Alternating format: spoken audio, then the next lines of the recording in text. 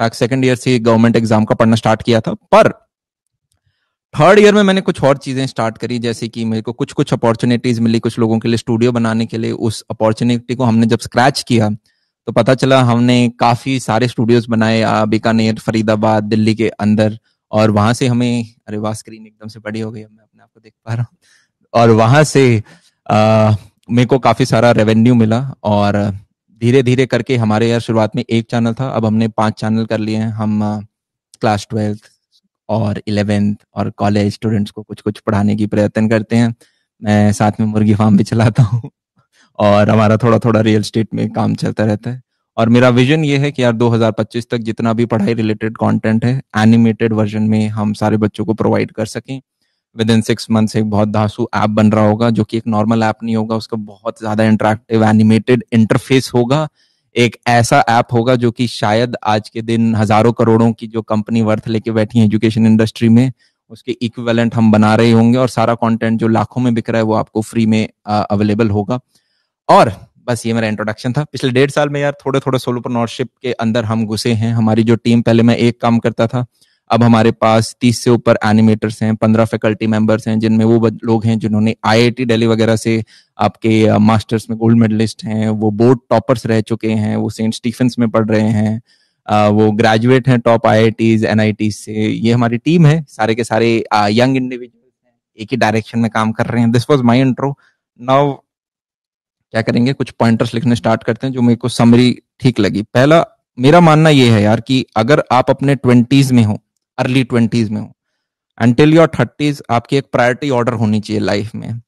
और थोड़ा है ना यार, आपको 1 घंटा सुनना पड़ेगा, क्योंकि अगर आप सिर्फ 5-5 मिनट सुनोगे जो चीज मैं बोलूंगा उसके मल्टीपल मीनिंग्स निकल सकते हैं। जैसे पहला है आपका होता है काम। काम इज प्रायोरिटी नंबर 1। अगर आपने अपनी लाइफ में प्रायोरिटी नहीं बना रखी जनाब, आप फिर लाइफ में कुछ नहीं हो सकता। ये एक रिसर्च हो रखी है कि दिन में अगर हमारे पास मान लो 10 काम है सुबह से लेकर शाम तक, उनमें एक काम ये भी हो सकता है कि ओके मम्मी के लिए दूध लेके आना है, हमें अपनी कॉलेज की पढ़ाई करनी है, मेरे एग्जाम आ रहे हैं, मेरे को कुछ पोस्ट करना है सोशल मीडिया के ऊपर, ओके मेरा कोई स्टार्टअप है उसमें मेरे को कुछ काम करना है, अच्छा मेरे स्कूल का कोई असाइनमेंट है वो करना है। ऐसे करके आपके 10 काम है। तो यूजुअली लोग यार 1 to 10 में आपका सिर्फ 20% काम होता है जो कि असली में इंपॉर्टेंट होता है आपकी पर्सनल ग्रोथ और करियर के लिए। और बचे हुए जो 8 काम होते हैं, जैसे मार्केट से दूध लेके आना या बाकी छोटे मोटे काम, वो इतने इंपॉर्टेंट नहीं होते। पर मेजोरिटी लोग अपना सारा समय उस 80% काम में लगा रहे होंगे। तो रूल नंबर 1 ये है कि जब भी आपका दिन स्टार्ट होता है यार, अब आप कॉलेज के अंदर हो, आप अपना ऐसे टाइम टेबल नहीं बना रहे होगे 11वीं क्लास के 12वीं क्लास के बच्चे की तरह कि ओके मैं किस टाइम से किस टाइम क्या कर रहा हूँ, पर वो 10 काम जरूर लिखो कि आज मुझे, जैसे अगर मैं अपना निकालूं तो मैं ये बोल सकता हूँ कि आज मुझे एक ऑपरेशनल मैनेजर हायर करना था। ठीक है, आज आपके साथ ये एक मेरा सेमिनार है। ओके, लेट नाइट थर्ड मेरी आज एक क्लास है। मेरे को ये देखने हैं कि मेरे सारे चैनल पे कुछ कुछ अपलोड्स हो रहे हैं नहीं। अब जब मैं अपलोड्स बोलता हूँ तो मेरे सारे चैनल आ जाते हैं, उसमें इंस्टाग्राम आ जाता है, इंस्टाग्राम का पोस्ट आ जाता है, इंस्टाग्राम का स्टोरी आ जाता है, एंड देन लिंक्डइन आ जाता है। ठीक है, फिर 5th आज एक लॉयर्स के साथ हमारी कुछ मीटिंग है, हम कहीं पे कुछ क्लोज कर रहे हैं, तो मेरे को ये देखने थे कि उस मीटिंग के अपडेट्स क्या हैं और हमारे उस पर क्या टेक होंगे। ठीक है, 6th हमारी जो कोई जनरल मीटिंग हुई जो होती रहती है कि यार ओके हमारे ये जितने भी बंदे हैं क्या ये सब ठीक काम कर रहे हैं। हम एक टीवी सीरीज शूट कर रहे हैं साथ साथ में, उस पर भी हमें अपडेट चाहिए होता है कि ओके यार हमारे टोटल 65 सीन्स हैं, हमें 10 दिन के अंदर क्लोज करना है, तो क्या अभी हम टाइम शेड्यूल पे चल रहे हैं, क्या हमने बजट्स को ऑन सही जगह पे रख रखा है। तो अकॉर्डिंगली ये मेरे 8-10 काम हो गए। अब मैं देख लूंगा इसमें सबसे ज्यादा, अब इसमें कोई भी खैर फालतू काम नहीं है, मम्मी का सामान रखने टाइप, पर यहाँ पे यार इधर मेरी जैसे टीम एक स्ट्रांग काम प्ले कर रही होती है, क्योंकि यार ऑपरेशनल मैनेजर हायर करना है। तो मैंने एक और व्यक्ति को कहा जिन्होंने ऑलरेडी, मेरा काम था इंस्टाग्राम पे पोस्ट करना, कुछ एंट्री आई 2-4 हजार, उनमें से हमने सेलेक्ट करके एक व्यक्ति को हायर करा, उसका मैंने लास्ट में आधे घंटे का इंटरव्यू किया और उसको फाइनलाइज कर लिया। सेमिनार अभी आपके साथ कर रहे हैं, क्लास रात को 10 से 12 होगी, अपलोड्स जो होंगे वो आपकी क्लास के बाद लगभग 7:30 से 9:30 के बीच में हो रहे होंगे। फिर मीटिंग अपडेट्स हैं, ये मेरे को व्हाट्सएप वगैरह पे मिल जाते हैं, तो ये मैं मीटिंग नहीं अटेंड कर पाया, सिर्फ मेरे एंड से जो लॉयर्स थे वो अटेंड करके आए।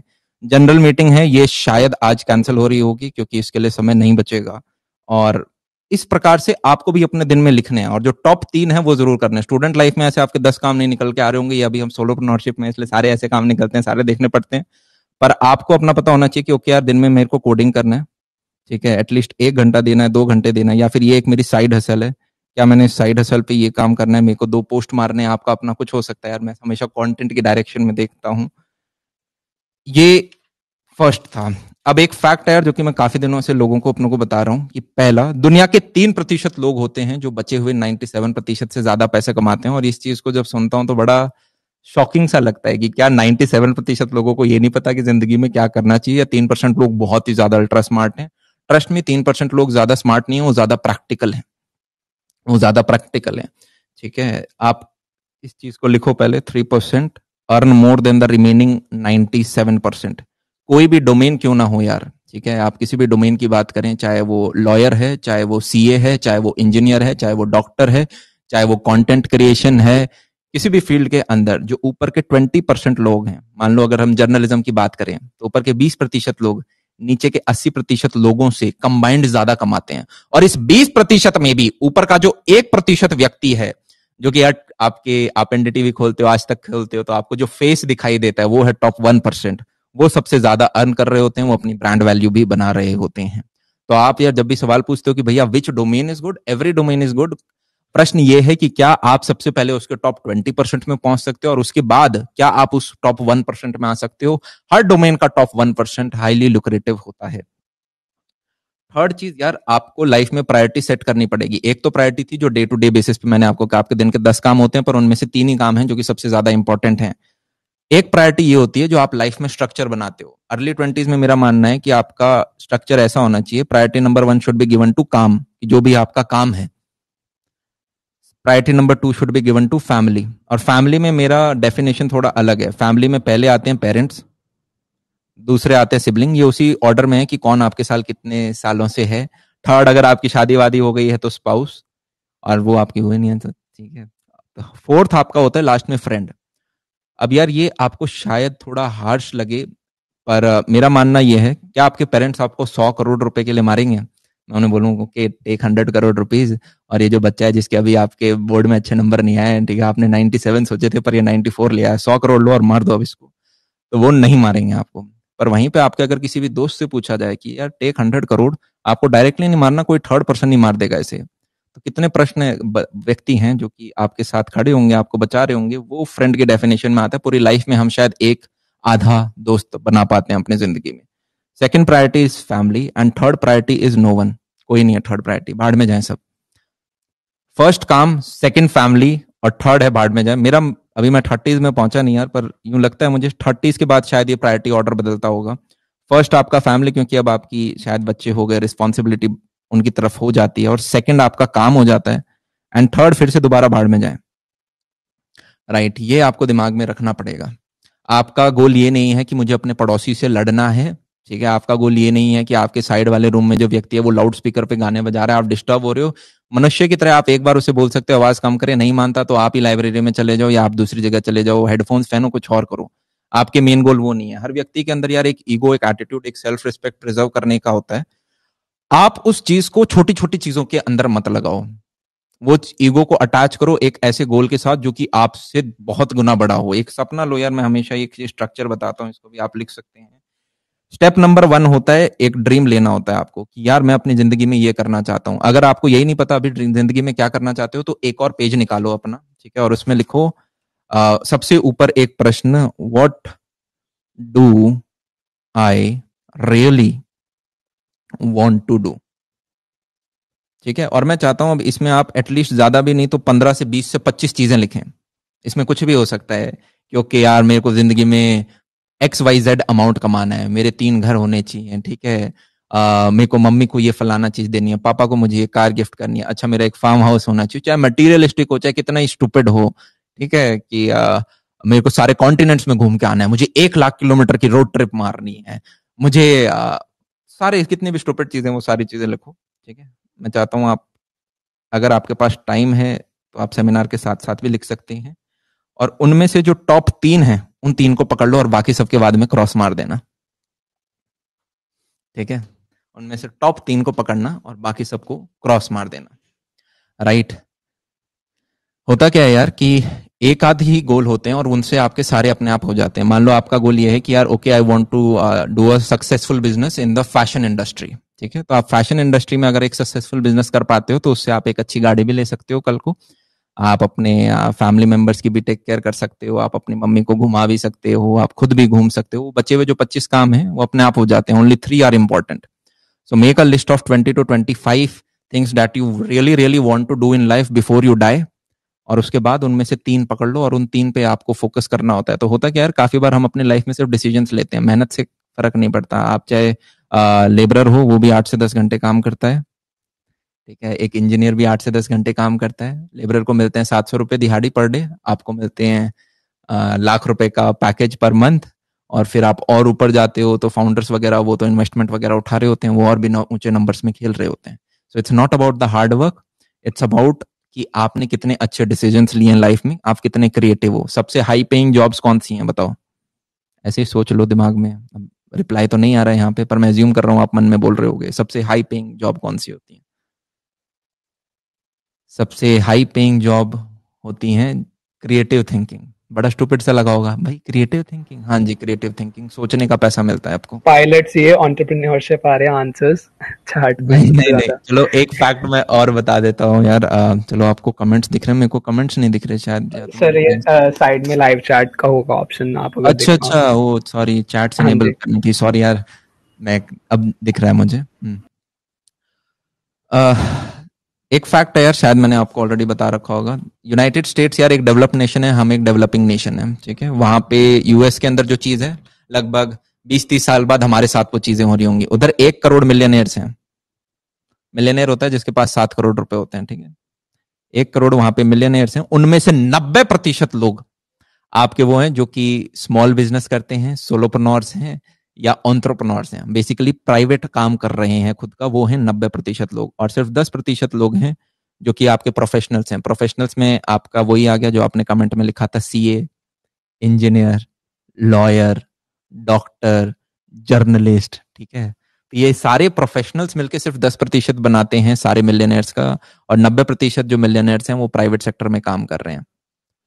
तो ये एक चीज यार आपको ध्यान रखनी है। मतलब बड़ी अजीब सी लगती है ना, हमें बचपन से सिखाया जाता है कि यार बेटा इंजीनियर बन जाओ और आपको इतना पैकेज मिलेगा, और वो चीज एकदम सही है।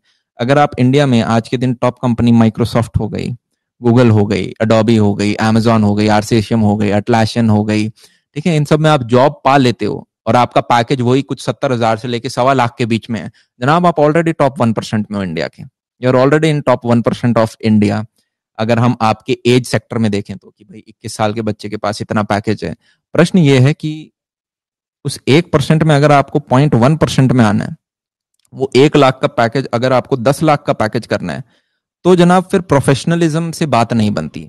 या तो आप एक्सेप्शनली प्रोफेशनल में बहुत अच्छे हो, तब आके आप उस टॉप 10% में आओगे 1 करोड़ में से। नहीं तो 90% लोग जो कमा रहे हैं वो स्मॉल बिजनेस कर रहे हैं, सोलोप्रेन्योर्स हैं या एंटरप्रेन्योर्स हैं। ऐसा नहीं है कि एक माइक्रोसॉफ्ट का बंदे का पैकेज अच्छा नहीं होता। इवेंचुअली उनका जो शुरुआत में 40 लाख होता है वो 50, 60, 70, 80, 90 लाख भी पहुंचता है। ऑल्दो उसमें एक मेजोरिटी फिर ईसॉप्स होते हैं, आपको स्टॉक ऑप्शंस मिल रहे होते हैं उस कंपनी के, इन हैंड कैश कंपोनेंट कम होता है। पर आपको ये फैक्ट्स पता होने चाहिए, तो अब आप अकॉर्डिंगली अपने लाइफ को स्ट्रक्चर कर सकते हो। एक तो यार लिखना बहुत जरूरी है, लिखना इस हद तक जरूरी है, जैसे कि कुछ लोग होते हैं यार, जैसे आजकल शायद आप टैब वगैरह पे अच्छे से काम कर पाते हो। दिस इज मैंने this is my idea book. इस पे स्टार दिख रहा है आपको, ऐसे ही स्टार बना रखा है। तो इसके अंदर मान लो मेरे को कोई भी आइडिया आता है तो मैं उसको लिख लेता हूँ। काफी बार होता है ना, आप शाम को अकेले बैठे हो, कुछ आइडिया आता है तो आप कहते हो ओके यार हमने ये चीज लिख ली। मैं डेट लिखता हूँ सबसे पहले ऊपर, और उसके बाद वो आइडिया लिख देता हूँ। फिर मान लो 1 हफ्ते बाद, 10 दिन बाद, 15 दिन बाद आप आइडिया डेफिशिएंट हो, तो आप इस किताब को खोल सकते हो, देख सकते हो यार मेरे पास क्या क्या अच्छे आइडियाज हैं, और उनके बाद आप उन पे एग्जीक्यूट कर सकते हो। 1 साल में आपको 4 आइडियाज मिलते हैं जो कि मिलियनेयर वर्थ होते हैं, जिनको आप एग्जीक्यूट करोगे तो आप मिलियनेयर बन सकते हो। ये रिसर्च है, तो उनको ऑप्शंस को आप जाने ना दें। आई होप लिखना जरूरी है। ये एक वो किताब है छोटी, जो मेरी हमेशा बैक में ऐसे रहती है। तो अगर मैं कहीं भी ट्रैवल कर रहा हूँ, ठीक है, तो मेरे पास एक पेंसिल होगा, जो कि पेन जो मैं यहाँ पे रखूंगा, ये रहा मेरा पेन, ये यूजुअली यहाँ होगा, और ये होगी जो मेरे हम आसपास पीछे होगी। स्पाइरल मेरे को अच्छे लगते हैं कि कुछ भी लिखा मेरे को अपने टीममेट्स को देना है, फाड़ के दे दिया क्योंकि आज हमें ये काम करना है। फिर एक किताब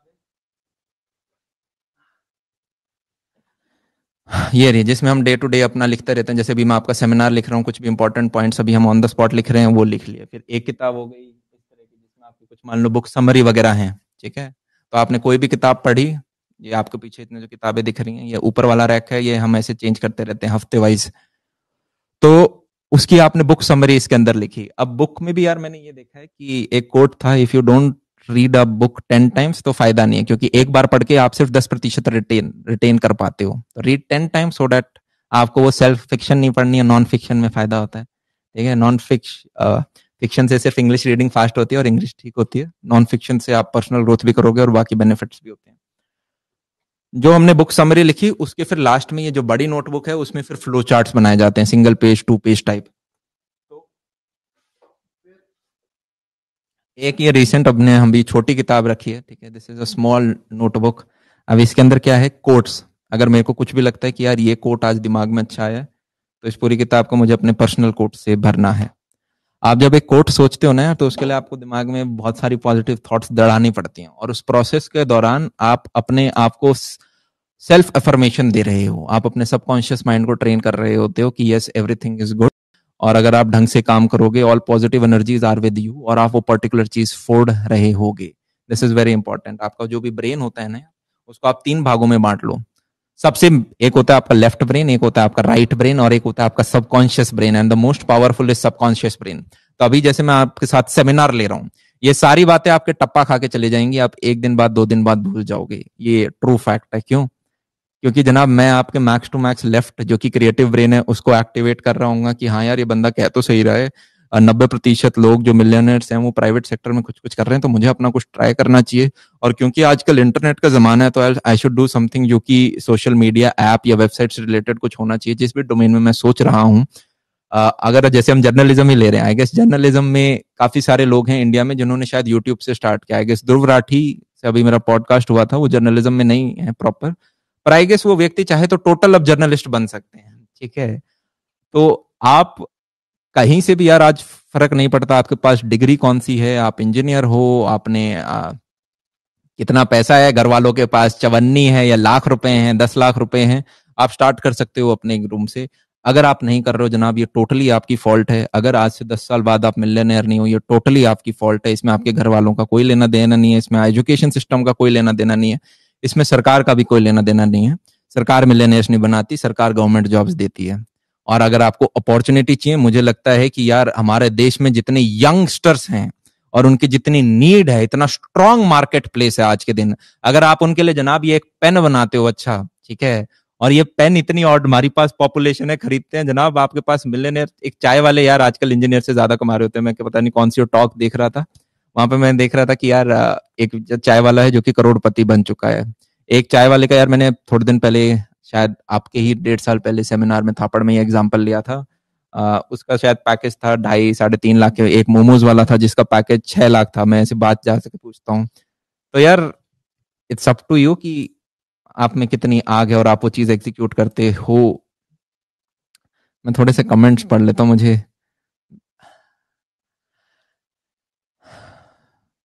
मोदी जी पे क्या बोले जनाब, हमारे प्राइम मिनिस्टर हैं। वो सबसे कमाने वालों में ज्यादा में आया था, पॉलिटिशियंस के पास भी बहुत अपॉर्चुनिटीज है इंडिया तो आप बन जाओ यार, आपको किसने रोका है?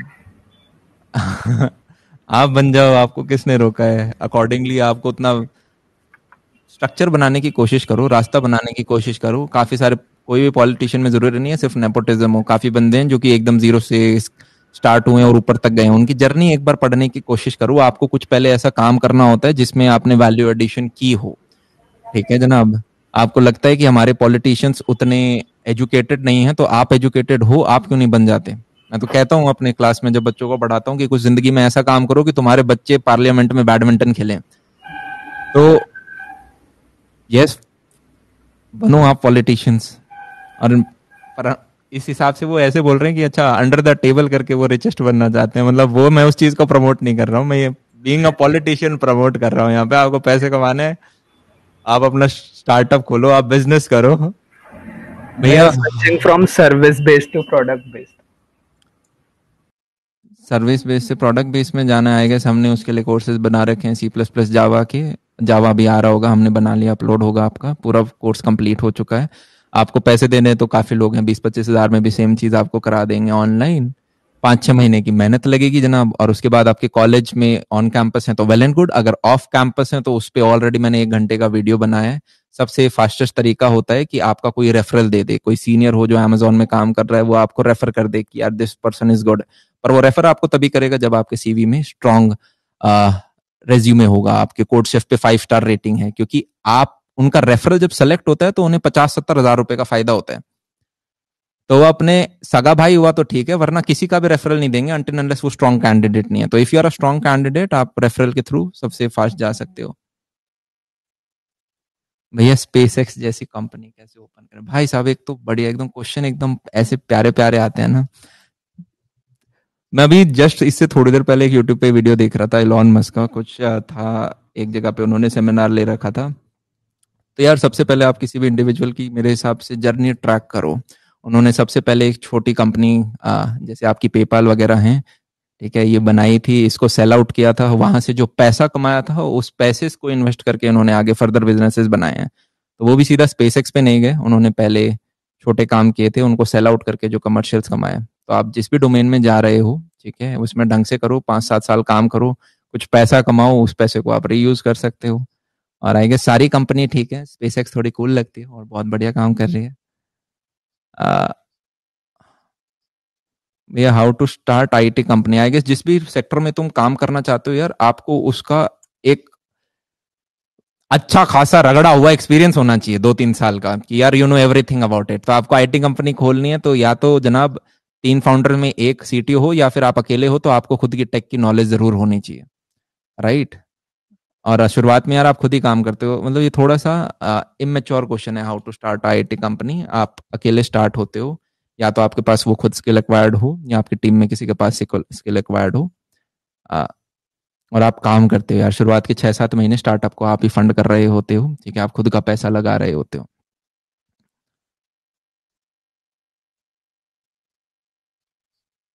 भैया how to get motivated on the face of failure, failure तो यार this is failure is a word made by philosophers, ठीक है, फेलियर।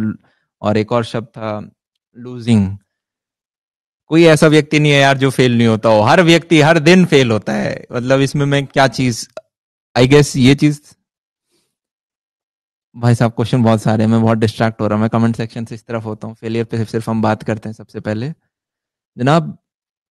फेलियर हो गुड, गिल्ट नहीं होना चाहिए, एक तो हमेशा याद रखें, do not be afraid of failures but be terrified of regrets, ठीक है, बी टेरिफाइड ऑफ गिल्ट्स, कि यार कॉलेज के दौरान मेरे पास भी अपॉर्चुनिटी थी, मैं ये क्रैक कर सकता था, मेरा यार फलाना दोस्त था क्लास के अंदर, उसने यार ये चीज करी, 4 साल बाद आप देखते हो जनाब वो तो एक अलग ट्रेजेक्टरी पे चल रहा है, मैं एक नॉर्मल काम कर रहा हूं।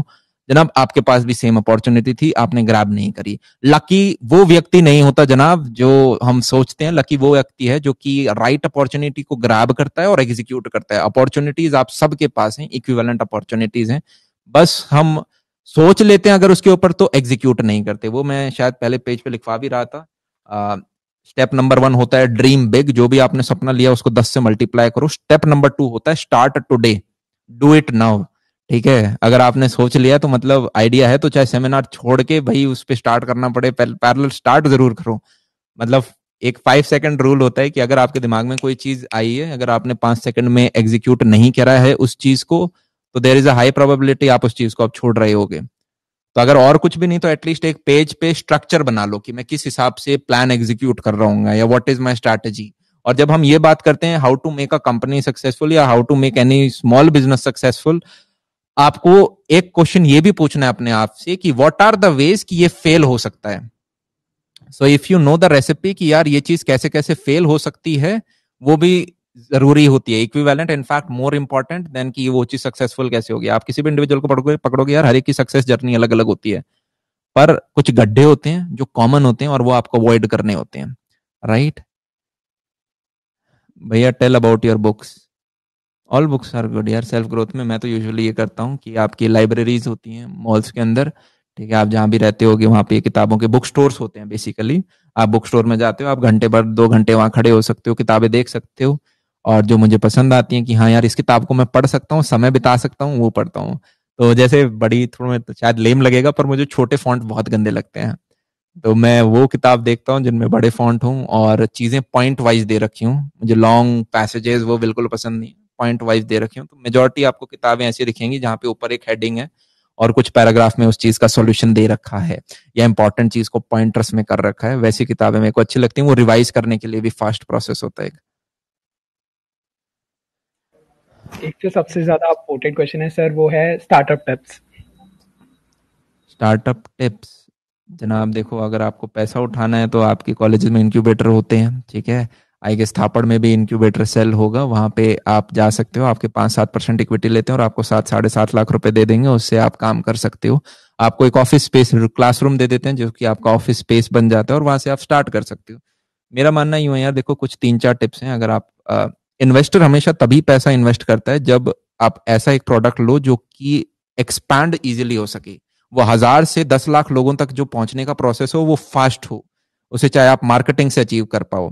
तो आप यूजुअली देखोगे जिन भी चीजों को फास्ट इन्वेस्टमेंट मिलती है, फ्रीक्वेंट इन्वेस्टमेंट मिलती है, वो टेक स्टार्टअप्स होते हैं जहां पे आपका एक ऐप है, आप ऐप को 1,000 से 10 लाख लोगों तक पहुंचा सकते हो बस एक ब्रांड एडवर्टाइजमेंट करके। तो इन्वेस्टर देखता है ओके मैं एक एक्टर को लेके आऊंगा, वो कुछ एडवर्टाइजमेंट होंगे कहीं पे मैं चलाऊंगा यूट्यूब या टीवी के ऊपर, और इतने हम डाउनलोड्स लेके आ सकते हैं। तो उन चीज की फास्ट इन्वेस्टमेंट होगी, स्पेशली वो जहां पे आप बिचौले का काम कर रहे हो। जैसे कि आपके काफी फूड बेस्ड एप्लीकेशंस हैं, आपके रेस्टोरेंट पहले से थे, आपके खाने वाले लोग पहले से थे, ये बीच में एज अ मीडिएटर आए और इन्होंने एक सर्विस प्रोवाइड कर दी। आप चाहे अर्बन क्लैप या आज के दिन अर्बन कंपनी जानी जाती है, उसका दाम देख लो। एसी ठीक करने वाले लोग पहले से थे, एसी ठीक करवाने वाले जिन्हें कराना है वो पहले से थे, और उसने एक ऐप बनाया, इंटरफेस जोड़ दिया। आप एजुकेशन एप्स देखो, बायजू, अन अकेडमी, चाहे कितने भी हों, पढ़ने वाले लोग पहले से थे, राइट। और पढ़ाने वाले लोग पहले से थे, उन्होंने उस चीज को इंटीग्रेट कर दिया।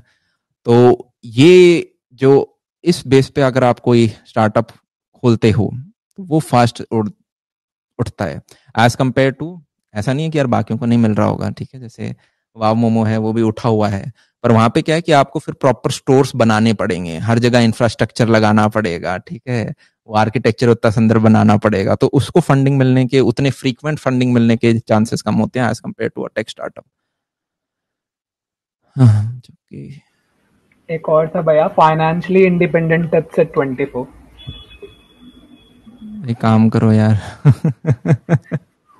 फाइनल इंडिपेंडेंस टिप्स क्या होते हैं, किताबें पढ़ लो, ठीक है। उनमें से जो चीज लगे उनको हाईलाइट कर लो, दोबारा 10-10 बार पढ़ लो, लोगों को बता दो वो जबरदस्ती किताबें। तो मेरे को तो बहुत अच्छा लगता है, मेरे तो हो भी जाता है यार। मैं तो सेमिनार्स में आप सभी लोगों से शेयर करता रहूँ, मेरे रिवीजन होते रहते हैं बार बार बार बार बार बार। या मेरे कोई टीममेट्स होंगे, उन्हें मैं किताब पकड़ा दूंगा, बोल दूंगा ओके ये किताब की समरी मुझे बताओ, ठीक है। तो मेरे लिए फास्ट हो जाता है, जहाँ पे मैं एक किताब पढ़ता वहां पे मैं 2 किताब पढ़ सकता हूँ। और जितने भी आइडियाज हैं उन्हें यार एक कॉपी के ऊपर जरूर लिखो और उनके साथ साथ उन्हें एग्जीक्यूट करते रहो। और काफी बार लोग होंगे जिन्हें जो भी तुम कर रहे हो वो स्टूपिड लगेगा, बट ट्रस्ट मी, मेरे को स्टूपिड वो चीज लगती है जब आपके पास 100 साल की एज्यूमिंग जिंदगी है, 20 साल आप मैन्युफैक्चर हो गए, और 60-70 साल की उम्र तक जब तक आप बूढ़े नहीं हो जाते, कंपनी आपको भगाएगी नहीं, तब तक आप काम करते जाते हो। वो रियल फ्रीडम है। पर उससे अच्छी फ्रीडम मैं ये मानता हूँ कि जनाब अगर आप 30 या 35 साल की उम्र तक फाइनेंशियली रिटायर हो सको। पुराने जमाने में होता था यार कि एक 80-85 साल का आदमी भी खेत में काम कर रहा है क्योंकि उसे अनाज वहीं से मिलता है। आज के दिन लोग 60-65 पे रिटायर होने लग गए क्योंकि उसके बाद आपके घुटने काम नहीं करते। और अब आप और मॉडर्न देखोगे तो लोग 40-40 साल की उम्र में रिटायर हो रहे हैं क्योंकि वो फाइनेंशियली उतने स्टेबल हो रहे हैं। मैं रिसेंटली अभी एक व्यक्ति से मिला जो कि एक पब्लिकेशन हाउस है, उनकी किताबें चलती हैं, वो पढ़ाते भी हैं। उन्होंने कहा मन मैं 30 साल की उम्र में रिटायर हो जाऊंगा, और वो फैक्ट है, वो रिटायर हो रहे हैं। उन्होंने अपने जो लाइफ में करने थे वो काम कर लिए हैं। अब वो एक्टिंग के अंदर जाना चाहते हैं। तो इसका रिटायर का मतलब ये नहीं होता आप गेट बंद करके अब घर में बैठे रहोगे। इसका मतलब ये होता है अब आप जब घर से बाहर निकल रहे हो तो आप पैसा कमाने के लिए नहीं निकल रहे, आप इसलिए कर रहे हो क्योंकि आपको कोई पर्पस फुलफिल करना है। पैसे आप बाद में भी कमाएं, पर अब आपकी वो डायर नीड नहीं है। आपने कुआं भर लिया और उसके ऊपर अब आप बैठ चुके हो, ठीक है। आपने अपना मटका भर लिया है और अब आप बाहर देख रहे हो, ठीक है यार कहीं और सोर्स है तो अपन करेंगे, अपने को वहां जाना है जहां पे अपना मन है। तो मेरे को वो रियल फ्रीडम लगती है, ठीक है। और उस रियल फ्रीडम के लिए जनाब आपको उस 90% में आना पड़ेगा। 10% प्रोफेशनल।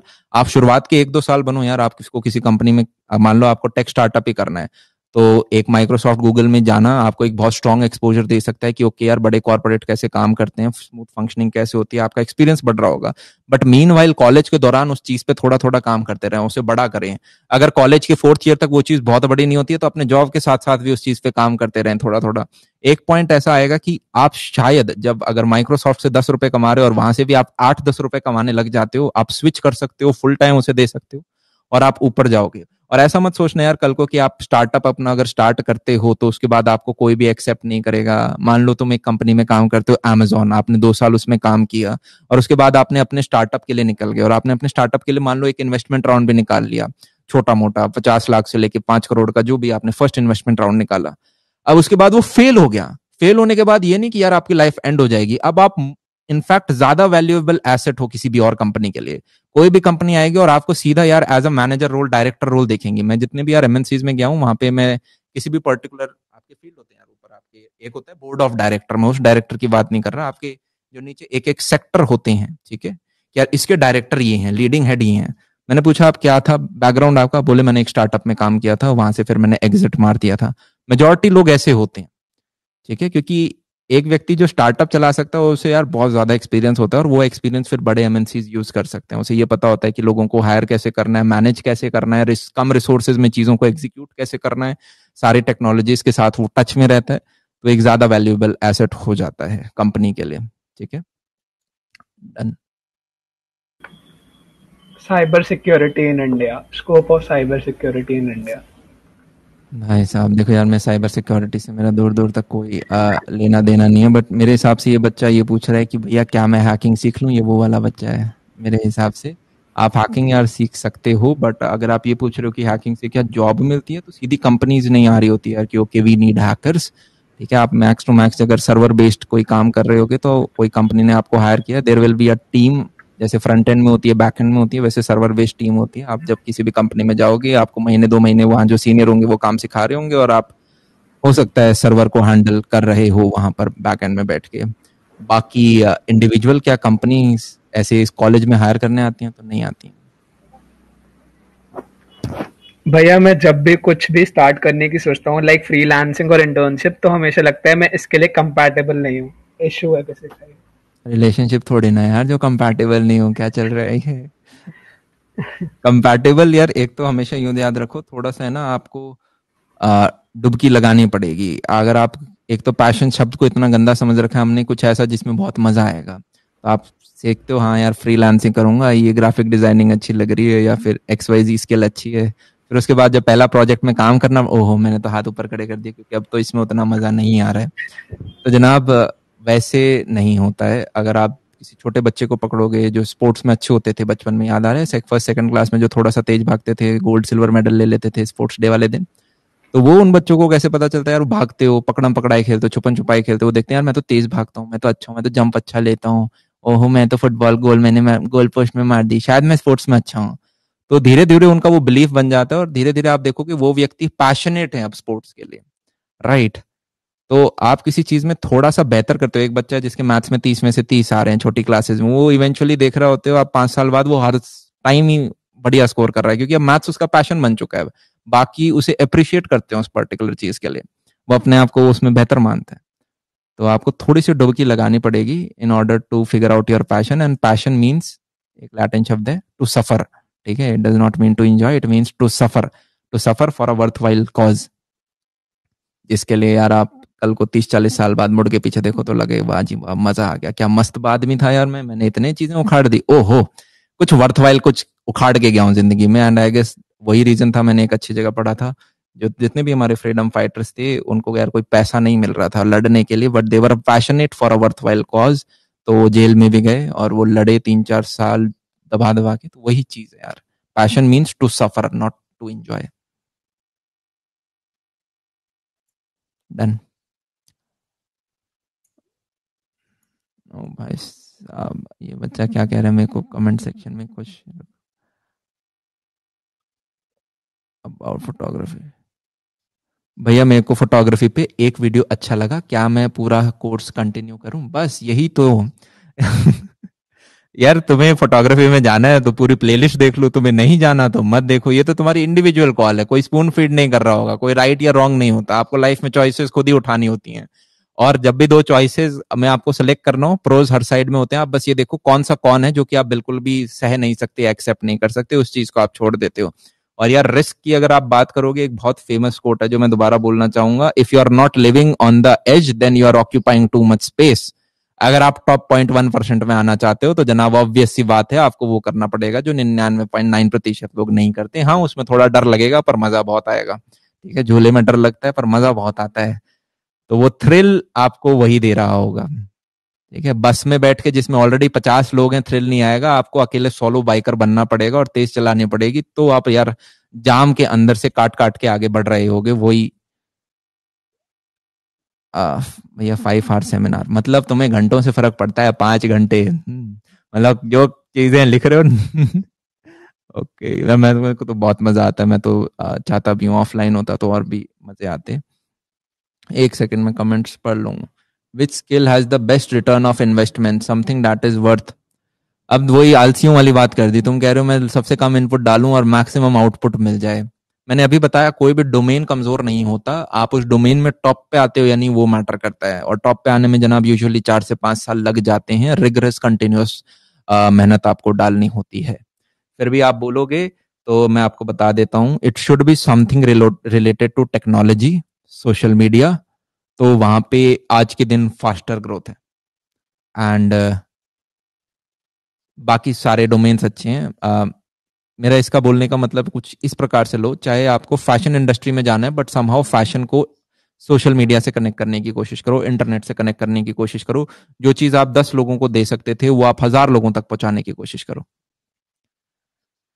हाँ,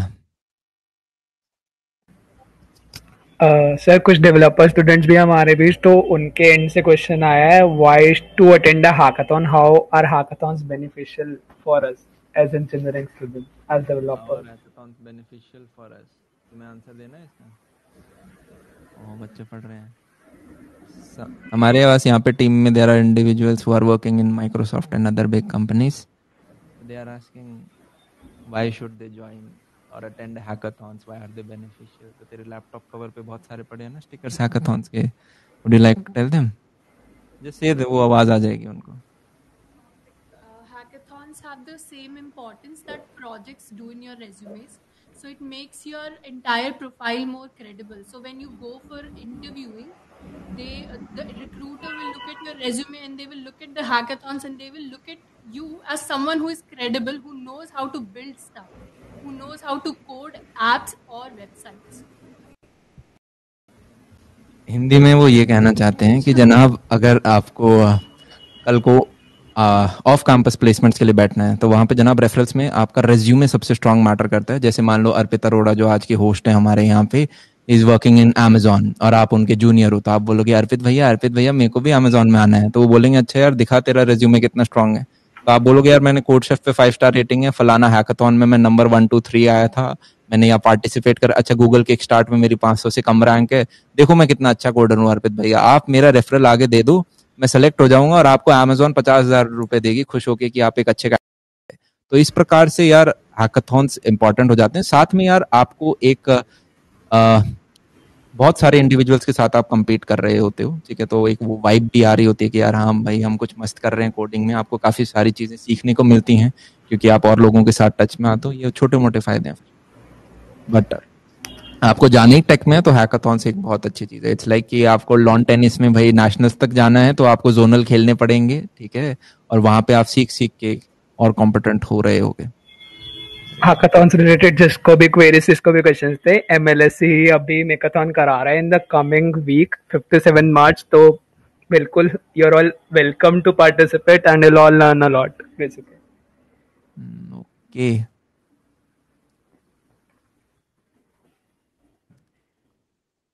I guess we have some raised hands, अगर किसी को तो जाकर इंटरैक्ट करना चाहें लाइव तो बुला लो यार, किसी को बुला लो, स्टेज पे बुला लो साथ में। हाँ मैं एक दो को माइक हैंड करता हूँ, देन विल सी जो भी। देखो यार एज सच कुछ फैंसी चीजें नहीं होती, ठीक है, आपको अपना सिस्टम ठीक बनाना होता है और सिस्टम आपका ठीक तब बनता है जब आप पीछे जो कुछ किताबें पढ़ी हैं इन्हें एग्जीक्यूट करते हो, आप लिखो, उन पे काम करो। आपके यार अगर होता क्या है, हमारा सबकॉन्शियस माइंड, अगर हम सब थोड़े थोड़े निकम्मे होते हैं पर हम बहुत दिनों से अगर आलसी हैं तो दिमाग आलसी बन जाता है। So it takes a period of 4 to 6 months आप अपने ऊपर काम करते हो, ठीक है, और आप देखोगे अगर आप सीरियस हो, यू आर रीडिंग ज्यादा भी नहीं तो Yeah, you have your mic on. Shreya and Kamalpreet, I have given you the mic. You can ask any questions if you want.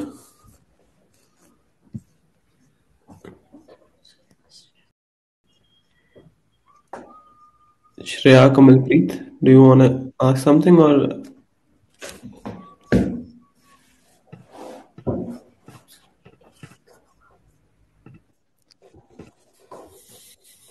एक बच्चा कह रहा है भैया how to be a leader.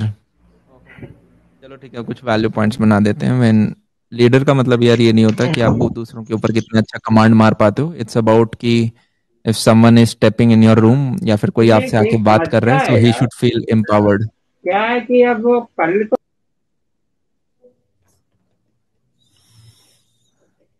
I think I don't. इन बच्चों को mic नहीं देना चाहिए।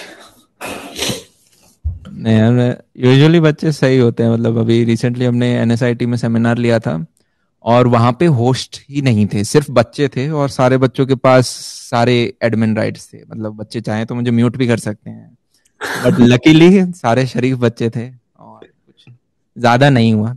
3-4 बार अनम्यूट हुए पूरे सेशन के में, बट बाकी सब ठीक था। तो लीडरशिप का मतलब ये होता है यार कि how you can add value जो भी आपके साथ लोग काम कर रहे हैं उनकी लाइफ में। ठीक है, जब आप अपना खुद का बिजनेस चलाते हो तो वो आपका बच्चा है, पर जो लोग आपके साथ काम कर रहे हैं वो उनका बच्चा नहीं है। समझ रहे हो? जैसे आप पड़ोसी के बच्चे की केयर नहीं करोगे, खुद के बच्चे की केयर करते हो। तो आप अगर 100% लगा रहे हो अपनी कंपनी में, आपके एम्प्लॉयज कभी भी 100% नहीं लगा रहे होंगे। और एक चीज ध्यान रखना, आप they are not working for you, you are working for them. चाहे आप उन्हें पैसे दे रहे हो, सैलरी दे रहे हो, आपको हर एक को इंडिविजुअली टाइम देना पड़ेगा, 1-to-1 जानना पड़ेगा। ठीक है, हर एक आदमी की एक इंडिविजुअल लाइफ होती है, उसके साथ आप इंटरेक्ट करते हो एक पर्सनल लेवल पे, और तब वो सोचता है कि हाँ यार ये बच्चा शायद थोड़ा थोड़ा मेरा बच्चा भी है, एंड देन एफर्ट आ रहा होता है। लीडर का मतलब ये नहीं होता कि पकड़ के एक काम क्यों नहीं किया, ये डेडलाइन नहीं हुई तुम्हारी, खत्म, बस अब तो हो गया। नहीं, आप हमेशा ये देखो, अगर आप उनके शूज में होते तो आपको किस टाइप का बिहेवियर चाहिए था, सेम वैसा सा उनके साथ करो। 10 ग्राम रिस्पेक्ट किसी को दोगे तो बदले में 30 ग्राम रिस्पेक्ट मिलती है। ठीक है, गुड। बाकी यार किताबें मैं यहाँ पे इसमें से शायद एक आध निकाल के दिखा दे दूंगा।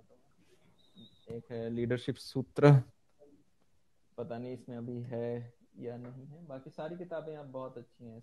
स्पीक टू विन है, मेरे को बहुत प्यारी लगती है। Personality isn't permanent, it is not about leadership, but ये भी काफी अच्छी। काफी लोगों को लगता है ना यार मैं तो हूँ ही बोंधू बच्चा, तो कोई बोंधू नहीं होता। पर्सनालिटी परमानेंट नहीं होती, आप चाहें तो उसे बदल सकते हैं। It will take some effort, कुछ महीने लग सकते हैं, 2 महीने 4 महीने मैक्स 6 महीने, पर आपकी पर्सनालिटी जमीन आसमान का फर्क आप ला सकते हो। इट्स की आप basically, it's a good book. आप चाहो तो थोड़ी बोरिंग है, ठीक है, बट आप चाहो तो ये पढ़ सकते हो, पर्सनालिटी इजंट परमानेंट। ठीक है, और कुछ अच्छी किताबें ये मिल गई मुझे, द लीडरशिप सूत्र, ये भी ठीक है। इसमें क्या है, महाभारत और रामायण के एग्जाम्पल से बताया गया है ओके कि एक लीडर को क्या चीजें रखनी चाहिए। छोटा सा एग्जाम्पल है, मुझे बहुत पसंद आया था इसके अंदर, कि जब पांडवों और कौरवों के बीच में लड़ाई हुई थी, ठीक है, तो वो कृष्ण जी के पास पहुंचते हैं और बोलते हैं कि हमारी सहायता करो। तो कृष्ण जी कहते हैं यार मैं तुम दोनों को बराबर प्यार करता हूँ, ऐसा करो एक मेरी नारायणी सेना ले जाओ और एक मुझे ले जाओ बिना किसी अस्त्रों के। तो कौरव करते हैं कि यार ठीक है आप हमें अपनी सेना दे दो, ये बहुत स्ट्रांग है, और पांडव कहते हैं कि यार आप हमारे पास आ जाओ। तो पांडव पोटेंशियल देखते हैं और कौरव देखते हैं कि यार ओके उनके सामने टेबल पे क्या रखा गया था। तो एज अ लीडर जब भी आप किसी को रिक्रूट करते हो तो हम हमेशा यूं देखते हैं ओके यार इस बंदे के 12वीं में कितने नंबर थे, 10वीं में कितने नंबर थे, अच्छा ये कौन से कॉलेज से है, कॉलेज में क्या सीजीपीए था, फलाना ढिमकाना। हम सिर्फ नंबर्स को देख रहे हैं, बेसिकली कौरवी सेना है। तो वी आर, उसके अंदर लिखा हुआ था कि मुझे मेरी आवाज आ रही है वहां। हाँ, तो आजकल ज्यादातर कंपनीज हैं वो कौरवास को हायर कर रही हैं। ठीक है, कौरव जो नारायणी सेना है उसको हायर कर रहे हैं।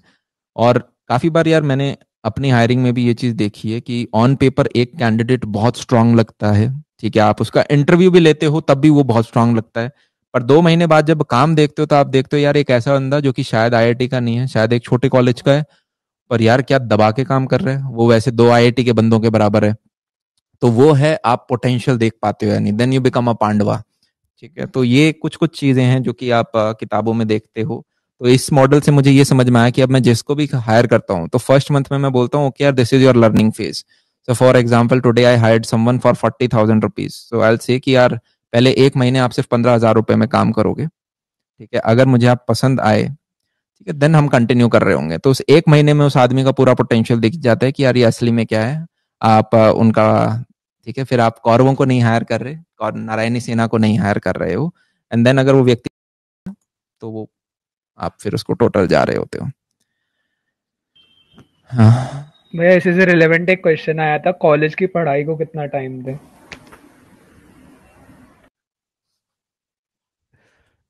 यार ये तो तुम्हारी श्रद्धा के ऊपर है. जैसे कि फॉर एग्जांपल अगर तुम्हें मान लो यूपीएससी की प्रिपरेशन करनी है तो आपके लिए कॉलेज जो है उतने शायद इंपॉर्टेंट नहीं होंगे, ठीक है. बाकी डिपेंड करता है कॉलेज और सॉरी गवर्नमेंट और प्राइवेट कॉलेजेस के डिफरेंस. गवर्नमेंट कॉलेजेस में थोड़ी कम स्ट्रिक्ट पढ़ाई होती है, प्राइवेट कॉलेज में थोड़ी हार्ड स्ट्रिक्ट पढ़ाई होती है. तो मेरे जैसे अगर मैं एनएसआईटी की बात करूं तो हमारे 12 महीने होते थे. उन 12 में से 2 महीने की समर ब्रेक, 1 महीना विंटर ब्रेक, 3 महीने फ्री, सैटरडे संडे मिला के आपके 104 दिन, उनमें से 3 का हटाओ 75 डेज, 2.5 मंथ, 5.5 महीने तो छुट्टी होता था जिसमें मैं 24 घंटे सो सकता हूँ. 12 में से 5.5 महीने छुट्टी. अब आपके 2 सेमेस्टर होते हैं जिनमें एक एंड सेम होता है. एंड सेम को 1-1 महीना, तो 2 महीने के एग्जाम हो गए और 2 होते हैं मिड सेम, हर सेमेस्टर एक करके. तो लगभग 15-15 दिन दे के 1 महीना वो, तो 3 महीने कॉलेज की पढ़ाई को दे सकता हूँ मैं. 5.5 महीने एकदम फ्री है. तो मेरे को वो जब कोई बच्चा बोलता है कॉलेज में टाइम मिल जाता है क्या, तो मैं कहता हूँ यार 12 में से 3 महीने कॉलेज की पढ़ाई को दे दो. अगर तुम्हें भाई एकदम टॉपर बनना है, ठीक है, तुम्हें प्लेसमेंट उठानी है और सीजीपीए बहुत हाई रखना है, तो इस 3 की जगह यार मैक्स 2 महीने और दे दो, 5 महीने कर दो. मतलब 5 महीने में तुम एक अच्छे से 9 सीजीपीए से ऊपर मेंटेन कर सकते हो. तुम्हारे सीनियर तुम्हें बता देंगे. और फिर भी तुम्हारे पास 7 महीने बच जाते हैं. 7 महीने में आप अपनी कोडिंग के ऊपर ध्यान दे सकते हो. और आपकी कोई साइड हसल है कि नहीं यार अपने को तो कोडिंग नहीं करनी, तो साइड हसल पे टाइम दे सकते हो. और आप वो व्यक्ति हो यार ओके सब चाहे सब चीज जाए left and right, I am for UPSC, ठीक है, तो आप अकॉर्डिंगली कम कर सकते हो अपना, ठीक है. यूपीएससी यार मुझे नेशनल हॉबी लगता है. Every third students want to do UPSC या फिर उसके parents want to do UPSC. UPSC का अलग क्रेज है. मतलब 1000 सीटों के लिए जो भागा दौड़ होती है. मुझे काफी बार ऐसा लगता है कि जिन बच्चों का सिलेक्शन नहीं भी हुआ, जो मान लो कि उनकी रैंक 2000 आई या टॉप 3000 में थे, जिनका इंटरव्यू सिलेक्शन कॉल आ गया था, वो सारे इतने ज्यादा मेहनती व्यक्ति हैं. हो सकता है कि उन्होंने एक स्टार्टअप फाउंडर से बहुत ज्यादा मेहनत करी हो. मुझे ऐसा लगता है कि क्योंकि जब मैं देखता हूँ कि यार मेरे फैमिली में भी लोग पढ़ रहे होते हैं, वो बहुत ज्यादा दिन में 8-8, 10-10, 12-12 घंटे बैक टू बैक पढ़ रहे हैं. करोल बाग में एक छोटा 1 BHK ले रखा है जिसमें 2 से 3 बंदे बैठ के पढ़ाई कर रहे हैं, दन कोचिंग ले रहे हैं. घर में हर कोई जिसका मन आ रहा है उसको लेक्चर दे रहा है कि बेटा पढ़ना ऐसा चाहिए. 23-24 साल की उम्र तक वो व्यक्ति वही चीज करे जा रहा है और उसके बाद उसका सिलेक्शन नहीं हो पाता है. मुझे लगता है कि यार वो एक कंपनी के फाउंडर से ज्यादा बंदा मेहनत कर रहा है. और बस वहां पे मुझे फिर यूं लगता है कि क्या आपके जो चॉइसेस होती हैं वो कितना इंपॉर्टेंस रखते हैं. You should go in that direction जहां पे 10 लाख लोग नहीं भाग रहे, सिर्फ 10,000 लोग भाग रहे हो. वहां पे आपको मेहनत कम करनी पड़ेगी. और थोड़ा सा आप अपने एंगल से देखोगे, जो सोसाइटी ने बिलीफ बना रखे हैं, आपको लगेगा आप रिस्क ज्यादा ले रहे हो, पर आप कोई रिस्क ज्यादा नहीं ले रहे, आप राइट स्टेप ले रहे हो. तो मैंने अभी भी आधा 3rd ईयर में एक सेमिनार लिया था, उसमें मैंने कहा था अगर किसी चीज के 20% भी सक्सेस रेशियो होते हैं तो मैं कर लेता हूँ. तो अगर वो 4 बार फेल होगा तो 5वीं बार तो प्रोबेबिलिटी वाइज भी जाए तो यार ठीक है, 5 में से 1 बार तो मैं सक्सेसफुल हो जाऊंगा. इतना चांस आपको लेना पड़ेगा आज के दिन. You have to jumble between multiple things, do 5 to 7 things, one of them will work. It doesn't mean कि एक आप ऐसे 5 से 7 का मतलब ये नहीं है कि आप यूपीएससी कर रहे हो, कोडिंग कर रहे हो, ठीक है, स्टार्टअप भी खोल लिया है और 5 काम. इट्स बेसिकली आपने जो एक पर्टिकुलर डोमेन पकड़ा है उसके अंदर ही आप 5-7 चीजें कर रहे हो, ठीक है. ये गवर्नमेंट सेक्टर में चीज थोड़ा सेंस कम बनाएगी, प्राइवेट सेक्टर में सेंस ज्यादा बना रही होगी, ठीक है. मतलब आई एम नॉट श्योर, अगर इसका बस गलत मीनिंग ये नहीं है कि 5-7 में आप अपने पैर रख दो ना हो. इट्स लाइक कि उस एक डोमेन जिसमें आप अपना करियर बना रहे हो, you should have 5 to 7 things. And सबके साथ एक बार इंटरेक्शन कर लेनी चाहिए. बच्चे हैंड रेस कर रहे हैं, उनको स्टेज पे बुला लेते हैं. एक क्वेश्चन भैया जिसको सबसे ज्यादा अपोर्ट्स में लेते हैं, what do you think about studying abroad? यार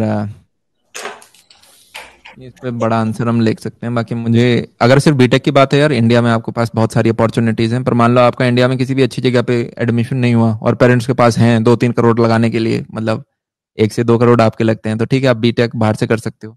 पर यार मेन आपका फायदा तभी है जब आप मास्टर्स बाहर से करो।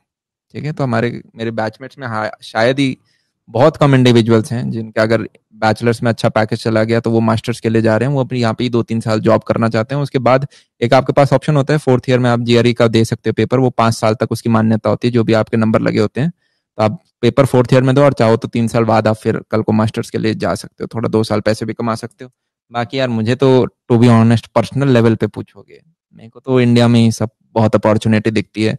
मुझे पर्सन यहाँ पे सबका इंडिविजुअल टेस्ट है, मेरे को लगता है कि हम फैमिली के साथ रहे हैं, आपका एक फैमिली कनेक्ट दूर हो जाता है, सारी जॉइंट फैमिली यहाँ पर है, लोग आप जिनके लिए मेरे स्ट्रक्चर में काम फैमिली आता है, और फैमिली का स्ट्रक्चर मैंने आपको बताया था।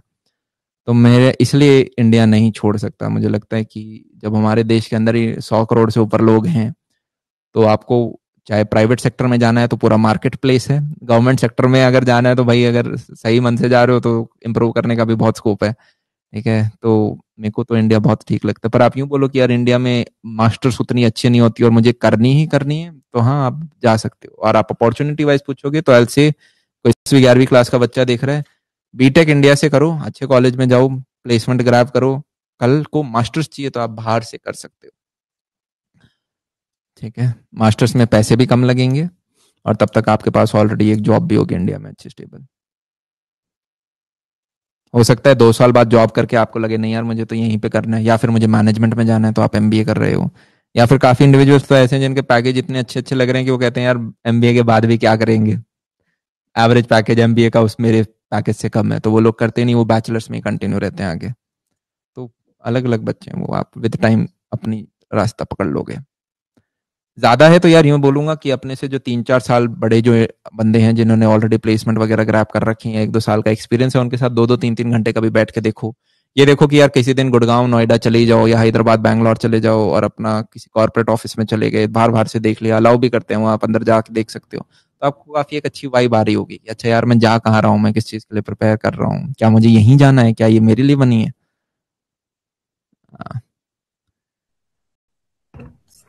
ओके भैया, how to start coding in first year मैं बताता हूँ। Step number 1, turn on your laptop. ठीक है, मतलब क्या पूछते हो यार इसमें, क्या बोलूँ अब मैं हाउ टू स्टार्ट कोडिंग में। चलो ठीक है, मेरे हिसाब से ये पूछना चाह रहे हैं कि पहले क्या क्या चीजें पढ़नी चाहिए आजकल यार। सबसे फर्स्ट सेमेस्टर, अब चाहे आप किसी भी सेमेस्टर में हो, ठीक है, मतलब अब जो भी आपका पहला सेमेस्टर आएगा, 4th सेमेस्टर में हो तो 4th सेमेस्टर में सबसे पहले ये चीज ये करो, न्यू बच्चे हो तो फर्स्ट सेमेस्टर में आपको अपनी प्लेसमेंट पे पर ध्यान देना है। मतलब आप एक C++ या जावा में से एक लैंग्वेज सीखो, उसके बाद आप अपना डेटा स्ट्रक्चर सीखो, ठीक है, और उसके बाद आप डीएस एंड एल्गो पे ध्यान देते हो। इस ये पूरा प्रोसेस आप 6 महीने में कर सकते हो, चाहे पेड करो, नहीं तो हमने अपना कॉलेज पे भी अब करा दिया। सेकंड सेमेस्टर में आप क्या कर सकते हो, सेकंड सेमेस्टर में जब जाओगे तो पहले आएगी विंटर ब्रेक।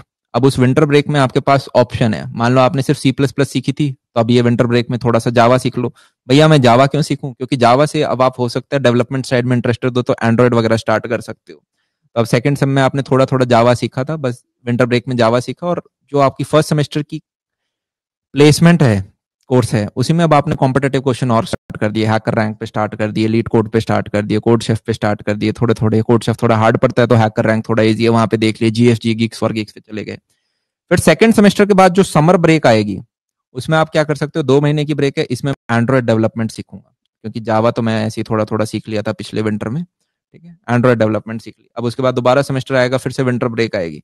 इस विंटर ब्रेक में आप चाहो तो एंड्रॉइड डेवलपमेंट के 1-2 प्रोजेक्ट कर सकते हो अच्छे से बैठ के 30 दिन लगा के, जिससे कि कल को आप सीवी में लिख सको। तो कोई भी एयरटेल, अर्बन कंपनी, हाइक जैसी कंपनी आती है जिन्हें सिर्फ ऐप डेवलपर चाहिए होते हैं, तो उनकी नजरों में आप चमक जाओ, क्योंकि आपके पास सीवी में अच्छे ऐप बेस्ड आपने प्रोजेक्ट बना रखे हैं। फिर दोबारा समर ब्रेक आती है, अब इस पूरे प्रोसेस के दौरान आप आधा एक घंटा कॉम्पिटेटिव को दे रहे हो, आप अपने कोड शेफ पे रेटिंग बढ़ाते जा रहे हो, ठीक है, वो चीज कंटिन्यू चल रही है सेमेस्टर के दौरान। फिर आया तो आपने कहा चलो यार मैं थोड़ी सी पाइथन सीख लेता हूँ, मुझे एमएल के अंदर जाना है, तो समर ब्रेक में आपने पाइथन प्लस एमएल थोड़ा बहुत सीख लिया। इस प्रकार से आप जब तक 4th ईयर तक पहुंचोगे, फिर इतने में आपका इंटर्नशिप पीरियड आ जाता है, ठीक है। तो ऐसे जाना होता है यार। बाय एंड हर व्यक्ति को लगभग सारी थोड़ी थोड़ी चीज़ें आती हैं। एक लैंग्वेज होगी जो से स्ट्रांग आएगी, फिर डीएसएल को सब जानते हैं, पाइथन सब थोड़ा थोड़ा जानते हैं, मशीन लर्निंग सब प्रोजेक्ट के लिए करते हैं। That's it. सर अब एक बार बच्चे को माइक दे दिए हैं वो क्वेश्चंस पूछने कहीं को। हाँ हाँ पूछ लो यार, पूछो पूछो।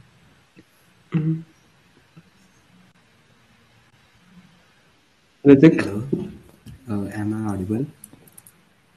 हाँ ऋतिक ऑडिबल। हेलो भैया, first of all thank you, आपने इतना कुछ बताया मेरे को। एक्चुअली मेरे को बस इतना छोटा सा क्वेश्चन था। लाइक अभी तक मैं वेब डेव कर चुका हूँ, ऐप डेव कर चुका हूँ और सी प्लस प्लस अच्छी लगती है, डीएस अच्छी लगती है। बट मेरा ये क्वेश्चन है, लाइक मैं कुछ स्टार्ट करता हूँ, मेरे को वो चीज़ पसंद आ जाती है, मुझे लगता है मैं पुरानी भूलता जा रहा हूँ और नई वाली और करता जा रहा हूँ। लाइक अभी मुझे ये नहीं समझ आ रहा कि मैं किस फील्ड को अपना प्राइमरी फील्ड बनाए, और अभी भी मेरे को लगता है कि मुझे बहुत कुछ एक्सप्लोर करना है। चलो ठीक है, मैं ऐसे रैंडम क्वेश्चन पूछ लेता हूँ। हेलो माइक्रोसॉफ्ट, तुम्हें अपना याद है जो भी कॉम्पिटेटिव पढ़ा था तुमने 6 महीने पहले प्लेसमेंट्स के लिए, या भूल चुकी हो? बहुत कम याद है, सब भूल जाते हैं। यहाँ पे ऊपर एक व्यक्ति बैठा है जिसने वेबडी में जीसॉक निकाला है। तो वो जब कोर्स बना रहा था कह रहा था भैया मैंने इतने दिन पहले जीसॉक निकाला था, मुझे सारी चीज़ें रिवाइज करनी पड़ेंगी, मैं सारी चीज़ें भूल चुका हूँ। तो सब भूलते हैं यार, बेसिकली वही है। जेई मेन में आप एक चैप्टर को एक बार पढ़ते थे, स्टोइशियोमेट्री, तो फिर आपको 3-4 रिवीजन मारने पड़ते थे। वही सेम सिस्टम यहाँ पे है। तो आप प्लेसमेंट्स के लिए ही पढ़ रहे हो, तो प्लेसमेंट्स से पहले 2-3 महीने जो होंगे वहाँ पे आपको बैठ के दोबारा सारी चीज़ें रिवाइज करनी पड़ेंगी जो आपने फर्स्ट सेमेस्टर में सीखी हैं। और उसी प्रकार से होता है। कल को यार जितने भी लोग, मान लो इनकी जॉब लग गई, कल को अडोबी अमेजोन में 2-2 साल काम किया, जब स्विच मारते हैं तो उससे पहले दोबारा अपने सारे फंडे रिवाइज कर रहे होते हैं। ठीक है, ऑल्दो फिर इनसे सिर्फ डीएसएल को नहीं पूछा जाता है, ठीक है, पर ये चीज तो रिवाइज मारनी पड़ती है। अगर आपका प्रश्न यही था कि मैं भूल जाता हूं तो, पर आपका मन लग रहा है, वो अच्छी चीज है कि आपका कोडिंग में मन लग रहा है, वो अच्छी चीज है। अब म्यूट हो गए हैं सब, तो आई गेस मैं कुछ चैट से कोई डाउट मैं देख लेता हूँ। ओके भाई साहब, ये तो कमेंट्स फास्ट आ रहे हैं। Shreyas you are online, you can ask. Views on Gate. GATE exam के ऊपर यार आपको अगर प्रॉपर डिटेल चाहिए तो एक वीडियो बना रखा है मैंने लगभग साल भर पहले। पर गेट से आपका यार पीएसयूज के अंदर हो जाता है, आपका आईएएस हो जाता है, फिर आपका एमटेक की अपॉर्चुनिटीज हो जाती हैं।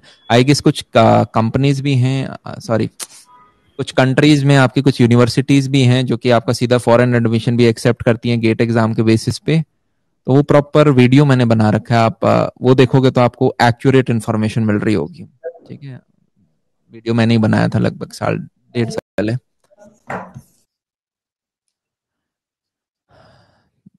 और आप ये पूछ रहे हो कि भैया मैं गेट करूं या एमबीए करूं, तो वो एक सेपरेट क्वेश्चन है, कहीं वो पूछ रहे हो आप। तो प्लेसमेंट वाइज यार आपको, अगर आप इंडिया की जो आपकी टॉप एमबीए कॉलेजेस जिन्हें आप बोलोगे उनमें आपका सिलेक्शन हो जाता है तो वो ठीक है। 50 से नीचे उतना फिर फायदा नहीं हो रहा होता। आप आईआईएम्स में चले जाते हो, एक्सेलराइज हैं, एफएमएस है, इनमें आपका सिलेक्शन होता है, वेरी गुड।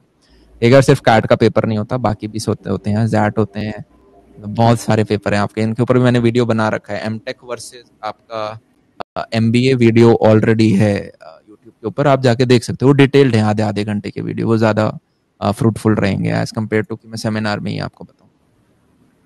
एक रेगुलर क्वेश्चन बार बार चैट में स्पैम हो रहा है, हाउ टू गैदर पीपल और like emerge a team for a startup, I guess the person wants to ask. यार सबसे पहले तो आपको अपने टीम को ये दिखाना, देखो चल एकदम ब्रूट ऑनेस्टली मैं बोलता हूँ, पहले तो आपको फाइनेंस से सैलरी देनी पड़ेगी और एक अच्छी साउंड सैलरी हो। तो अगर, क्योंकि आप एक स्टार्टअप हो, बाकी जगह उन्हें अगर 10 रुपए मिल रहे हैं तो आपको 11 या 12 रुपए देने पड़ेंगे, थोड़ा ज्यादा पड़ना पड़ेगा क्योंकि एक स्टार्टअप में थोड़ी स्टेबिलिटी ट्रस्ट कम होता है। दूसरा ये, आपको यार उनसे 1-to-1 कॉन्टैक्ट ज्यादा रखना पड़ेगा इन केस अगर आप उन्हें होल्ड करना चाहते हो। सिर्फ हायर करना बड़ी चीज नहीं होती, हायर करने के बाद उन्हें होल्ड करना भी एक अपने आप में चैलेंज होता है। और साथ में उन्हें चीज, आपका जो विजन है वो पर्पस के साथ इंक्लाइंड है या नहीं। पर अगर आप ज्यादा कमर्शियल्स रखते हो, सैलरी ज्यादा है, तो यूजुअली वो मेन मोटिवेशन होता है। भैया ऑडियो बुक्स और बुक्स? मेरे हिसाब से, पर वो बच्चा ये पूछ रहा है विदाउट सैलरी लोगों को कैसे जोड़े, मेरे हिसाब से शायद वो ये पूछ रहा था। विदाउट सैलरी यार मैं ये बोलूंगा अकेले भागो जब तक भाग सकते हो, ठीक है, क्योंकि अगर जब हम, मेरे को ऐसा पर्सनली लगता है, हम टीम बनाते हैं, काफी बार बनाना पड़ता है अगर आपको इन्वेस्टमेंट वगैरह उठानी है, पहली इन्वेस्टमेंट आपकी टीम पे ही बनती है, आप अकेले बंदे आके इन्वेस्टमेंट नहीं उठा रहे होते। पर अगर टीम में कोई बॉटल नेक है, आलसी आदमी है, तो जनाब वहां दिक्कत हो रही होती है। अकेला आदमी बहुत तेज भागता है क्योंकि सारी चीज अब आपको करनी है। तो एक पॉइंट के बाद, जैसे मुझे भी लगभग 2.5-3 साल के बाद टीम की जरूरत पड़ी थी, तब हमने टीम बना ली। अब हम भाई 50 से ऊपर बंदे हो रखे हैं, गोल है धीरे से 100 से ऊपर हो जाएंगे, by the end of next 3 months will be more than 100 people.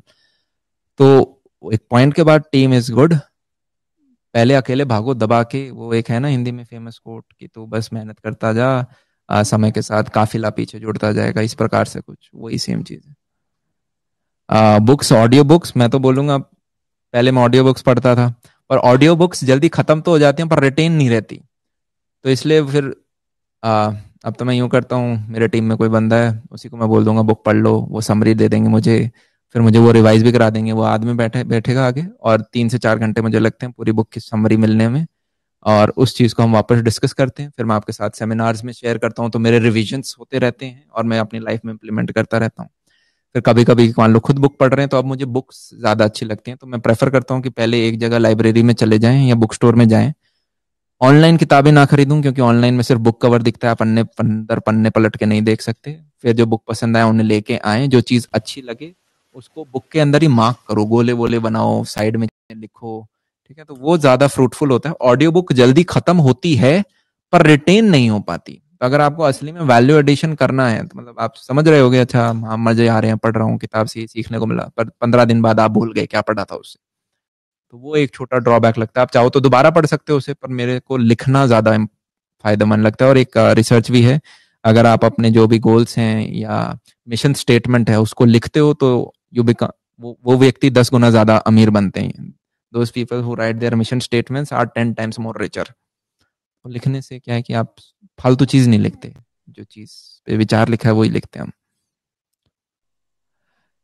Isha, you are online. Also, if you are something in the ask. भैया, what is the future of new company producing electric cars in India starting in next 7 years? वाह, मैं वैसे education sector में हूँ और I am a speaker, पर ठीक है, एक जनरल व्यू दे सकते हैं यार इस पे। यहाँ पे क्या मैं एज्यूम कर रहा हूँ, तुमने एक बहुत अच्छा प्रोडक्ट बना रखा है कुछ टेस्ला जैसा, या समहाउ उसका अगर वो 10 है तो आप 7 जैसा, मतलब हाँ आगे यार स्कोप ही स्कोप है। पर इंडिया में जैसे अभी आप देखोगे, बैंगलोर में आएंगे सबसे ज्यादा स्टेशन या इलेक्ट्रिक कार्स आपको चलती हुई दिखेंगी। दिल्ली वगैरह में सिर्फ कुछ टैक्सीज हैं जिन्होंने ग्रीन कलर की प्लेट लगा के आपको इलेक्ट्रिक टैक्सीज प्रोवाइड करनी स्टार्ट करी हैं। इशू ये आता है, जैसे दिल्ली इतनी ज्यादा पॉपुलेटेड है, बाहर क्या है कि आप चार्जिंग के वो बना सकते हो, लोग अपने घर की पार्किंग में चार्ज कर सकते, इधर पार्किंग ही नहीं है, गाड़ी खड़ी हो तो हम उसको चार्ज करें, कहीं ऐसी सड़कों पे खड़ी हुई हैं। एक कंसर्न तो मुझे वो लगता है, पर विद टाइम डेफिनेटली आपकी ये चीजें, अगर हमारी जो बैटरी है वो चार्जिंग टाइम बहुत कम हो जाए कि विद इन 30 मिनट्स वो फुल चार्ज हो रही है, या मेरे को लगता है विद इन फ्यूचर और भी फास्ट कर सकते हैं उस प्रोसेस को, तो उससे फिर काफी बूस्ट आ सकता है। जैसे अभी हमें पेट्रोल भराना होता है, हम जाते हैं, हमें 5 मिनट लगते हैं टंकी फुल, पर अभी ना, एक तो पॉपुलेशन इतनी है, गाड़ियां इतनी है, कहाँ पे वो चीज कराएं, कितने स्टेशन बनाएं, और हर एक के घर में आप स्टेशन बनाओ, इतने सबकी जगह नहीं है, ठीक है। काफी कच्ची कॉलोनी में रह रहे हैं, आधे से ज्यादा दिल्ली जो है वो कच्ची कॉलोनी है, मतलब बिल्डिंगें अच्छी बना रखी हैं पर वो लेजिट प्रॉपर्टीज नहीं है, तो वो आपको उधर थोड़ा देखना होता है। पर हाँ स्कोप है इन द नेक्स्ट 7 ईयर्स। तभी टेस्ला का स्टॉक एकदम ऊपर स्काई रॉकेट जा रहा है, फोर्ड वगैरह सब पीछे छूट गए। तो बस, अब मैं यार टोटल एक्सपर्ट हूँ नहीं इसमें कि मैं गाड़ियां बनाता हूँ तो तुम्हें कुछ एक्यूरेट आंसर दे दूं, बट बस यही done. Distractions and demotivations in study and life. पर इसमें यार अगर तुम्हें, मान लो तुम एक न्यूबी और तुम्हारे पास 0 चीजें हैं, पर तुम्हारे पास इतनी स्किल हैं कि तुम थोड़ी बहुत कुछ, जिस चीज तरह तुम बात कर रहे हो इलेक्ट्रिक व्हीकल जैसा कुछ भी, तुम एक छोटा प्रोटोटाइप भी बना सकते हो। So what you can do is you can start teaching this on social media. YouTube पे एक चैनल बना सकते हो जहाँ पे आप सबसे पहले तो ये दिखाओ कि ओके मेरा ये कार है, आपने की टीम ने, अगर मैं इमेजिन कर रहा हूँ कि मैकेनिकल की कोई सोसाइटी है जिसने शायद कुछ इलेक्ट्रिक का छोटा व्हीकल बनाया होगा, आपके जैसे कार कंपटीशन होते रहते हैं इंजीनियरिंग कॉलेजेस के बीच में, और वहां पे आप वो प्रोसेस टीच कर सकते हो। मुझे तो काफी कूल लगता है, काफी बंदे हैं जो कि उस चीज को देख रहे होंगे कि कैसे आपने एक एक पार्ट पे काम किया, और उसे अट्रैक्टिव बना के आप अगर आगे दें तो वहां से कुछ अपॉर्चुनिटीज और आपको मिल सकती हैं। इनफैक्ट आपको ज्यादा मोटिवेशन मिलेगा उसको और इम्प्रूव करने का।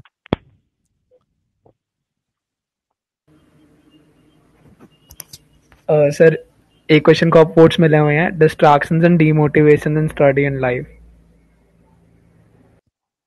यार डिस्ट्रैक्शंस क्या होती हैं? मेरे को तो लगता है सबको पता है डिस्ट्रैक्शंस क्या है, तुम्हें बता दूं। और मोबाइल है तुम्हारा डिस्ट्रैक्शन, लैपटॉप है, अगर तुम 12वीं तक के बच्चे हो तो यही है सबसे मेजर डिस्ट्रैक्शन। कॉलेज में आके चलो ठीक है मोबाइल लैपटॉप रखना होता है, तो वहाँ पे यूजुअली राहुल नेहा का चक्कर होता है। तो यार अगर आपने प्लेसमेंट सिक्योर्ड है, आपने ठीक है, आपको पता है आपकी ऑन कैंपस प्लेसमेंट हो जाएगी, आप ठीक बंदे हो तो सारी चीज़ें अफोर्ड कर सकते हो। आपको पता है नहीं यार अभी तो मेहनत करनी है, मेरे को तो सरकारी सेक्टर में जाना है, या 3-4 साल खुद ही बैठ के अभी और स्ट्रगल मारनी है, तो फिर नेहा का चक्कर मत पालो, ठीक है। पहले अपने खुद के पैरों पे खड़े हो जाओ और उसके बाद चीज़ कर सकते हो। बाकी कुछ भी है ना यार, ब्लैक एंड व्हाइट नहीं होता, हर एक की सक्सेस जर्नी अलग होती है। और बस कुछ गड्ढे होते हैं यार, आपको ये पता हो कि हाँ मैं दिन में कुछ इतना वर्क डाल रहा हूँ, लास्ट में वो वही मैटर करता है। साथ में आपको क्या बोलूं यार, ये इसका क्या डिस्ट्रैक्शंस तुम्हें नहीं पता, डिस्ट्रैक्शन काटनी पड़ेंगी, अवॉइड नहीं कर सकते आप, बस यही है इसका एकमात्र स्टूडेंट डिस्ट्रैक्शन यही है। आप सोचिए यहाँ पे इतना आज के दिन कचरा पड़ा है, सारी चीज डाइजेस्ट करने की कोशिश करते हो, अभी ये सेमिनार है, पर अब 15 मिनट बाद अब तुम IGTV पे देख रहे हो कुछ, या रील्स को ऊपर नीचे कर रहे हो, तो फिर मैं क्या बताऊं उसमें डिस्ट्रैक्शंस क्या है। एज अ कंटेंट क्रिएटर मेरे को वो चीज हेल्प कर सकती है अगर मैं इंस्टाग्राम देखता हूँ, पर आप एक कंज्यूमर हो, तो आप जब इंस्टाग्राम देखते हो तो आप जो क्रिएटर है उसकी लाइफ में वैल्यू एड कर रहे होते हो, या फिर जो जिन्होंने इंस्टाग्राम है उनका आप वॉच टाइम बढ़ा रहे हो। आपकी खुद की लाइफ में वैल्यू एडिशन तब होगा जब आप या तो उन क्रिएटर्स को फॉलो करो जो कि आपके डोमेन में आपसे 4-5 साल आगे हैं, या आपको कुछ सिखा सकते हैं, पढ़ा सकते हैं, और उसके बाद आपको चीजें काटनी पड़ेंगी। तभी तो यार 3% लोग बचे हुए पे 97% से ज्यादा आगे हैं। सिर्फ डिस्ट्रैक्शन नहीं है, उसमें स्मार्ट चॉइसेस डिसीजंस भी हैं। बस यही चीज है। आई गेस मैं बोर कर रहा हूँ अब इस पॉइंट के बाद, सब बच्चों को आंसर पता है।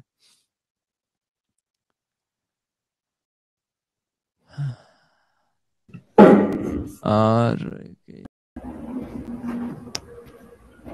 ठीक है, बताओ होस्ट अर्पित, हम चाहें तो अब रैप कर सकते हैं। आगे सब सेम फ्रीक्वेंट डाउट्स बार बार बार बार बार बार आ रहे हैं। ऑफलाइन में तो यार 3.5-4 घंटे खींचने में मजा आता है, क्योंकि आप 1-to-1 फेस देख के एकदम इंटरेक्ट कर पाते हो। अभी हम सिर्फ मेजर बच्चों के डाउट्स। भैया कम्युनिकेशन स्किल्स बोलोगे तो confidence is directly proportional to practice. तो आपको बोलने की प्रैक्टिस नहीं है तो बोलो, शीशे के सामने बोलो, स्टेज पे बोलो, सामने बोलो, जोर से चिल्लाओ, पार्क में जाके कुछ भी करो, बोलना आपको पड़ेगा। Make videos on social medias, तो वहां पे आपको हेल्प मिल रही होगी कम्युनिकेशन में।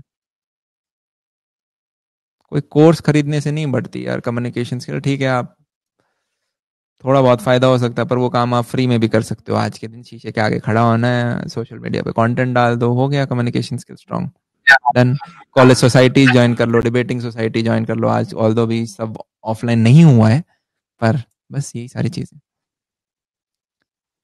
अगर आपको बोलना नहीं आता पे डोमेन के अंदर ऊपर नहीं उठ सकते, आप एक इंजीनियर ही क्यों ना हो, आप इंजीनियर एज अ हायर हो जाओगे, पर कल को आपको टीम लीड बनना है तो जनाब फिर आपको बोलना अच्छा होना चाहिए। टीम लीड वो व्यक्ति नहीं होता जो सबसे अच्छी कोडिंग जानता है, वो व्यक्ति होता है जो सबको मैनेज कर पाए। तो वहां पे कम्युनिकेशन स्किल, बातों से ही तो संसार चलता है यार। आप अपना विचार अगलों को प्रकट कर पाओ, आप अगले की बात समझ पाओ, दैट्स इट।